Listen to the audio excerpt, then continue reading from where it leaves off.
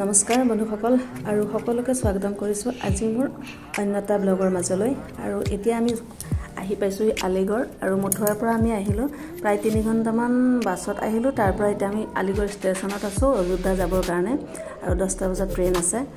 আৰু বহুত হুলস্থুল হৈ আছে ষ্টেচনত আহিছোঁ সেইকাৰণে মই ভইচ অভাৰ কৰিব লগা হৈছে আৰু আপোনালোককো দেখাই যাম ৰাম মন্দিৰৰ পৰিৱেশ স্পেশালি আমি অযোধ্যা যাম ৰাম মন্দিৰৰ কাৰণে দেখাই যাবলৈ চেষ্টা কৰিম চাই থাকিব ভিডিঅ'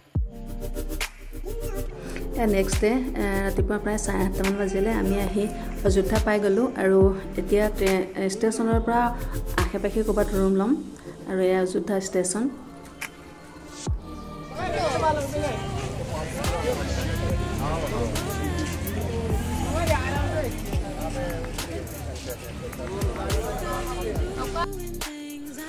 আৰু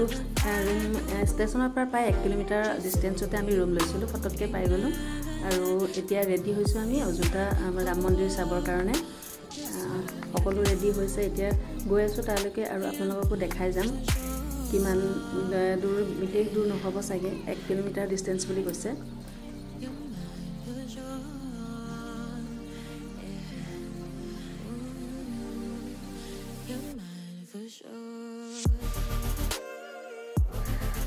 আমাৰ ৰুমৰ পৰা ৰাম মন্দিৰ 1 কিলোমিটাৰ ডিষ্টেঞ্চ আৰু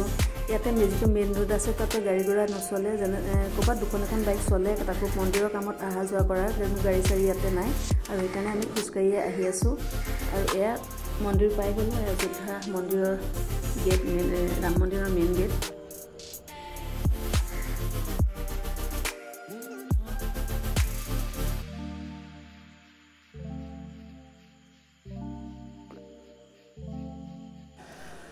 এয়া পাই গৈছোঁহি আৰু ইয়াতে ভিতৰত কোনো ইলেক্ট্ৰিকেল বস্তু ঘড়ী মোবাইল এনেকুৱা কোনো ধৰণৰ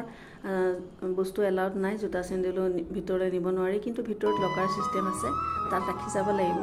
আৰু যিমান পাৰোঁ কিমান দূৰ দেখাব পাৰোঁ নাজানো ভিতৰত গ'লেহে গম পাম কিমানখিনিত মোবাইল দিব লাগিব পৰালৈকে মই দেখাই যাবলৈ চেষ্টা কৰিম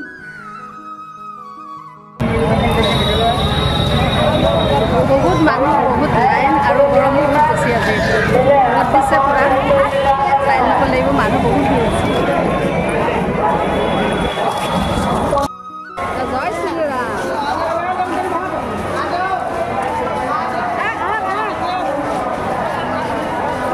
আৰু এয়া লাইন দেখিছেনে আমিও এনেকৈ লাইনতে থিয় হ'লোঁ কিমান দূৰ যাব লাগিব ঠিক নাই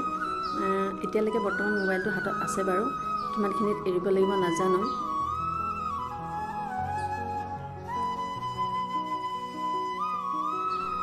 আৰু মন্দিৰ দৰ্শন কৰি ওলাই আহিলোঁ আৰু মানুহ যথেষ্ট ভিৰ লেডিজ আৰু জেন্টছৰ লাইন বেলেগ বেলেগে দিয়ে যাৰ কাৰণে আমাৰ কোনো অসুবিধা হৈছিলে বাবু আৰু মিষ্টাৰ মানে হেৰাই গৈছিলে বহুত সময় সিহঁতক বিচাৰি আছিলোঁ আৰু লাষ্টত গৈ এনাউন্স কৰিছিলোঁ কেইবাবাৰো প্ৰায় 1 ঘণ্টামানৰ পিছত লগ পালোঁ আৰু বহুত ভয় লাগিছিলে বহুত ভিৰ হয় আৰু বহুত মানুহ এনেকৈ হেৰাইছে এনি টাইম এনাউন্স হৈ থাকে আপোনালোক কোনোবা গ'লে গতিকে সাৱধান হ'ব বহুত ভয় লগা কথা আৰু দুকপিমান ইয়াতে ফটো উঠি ল'লোঁ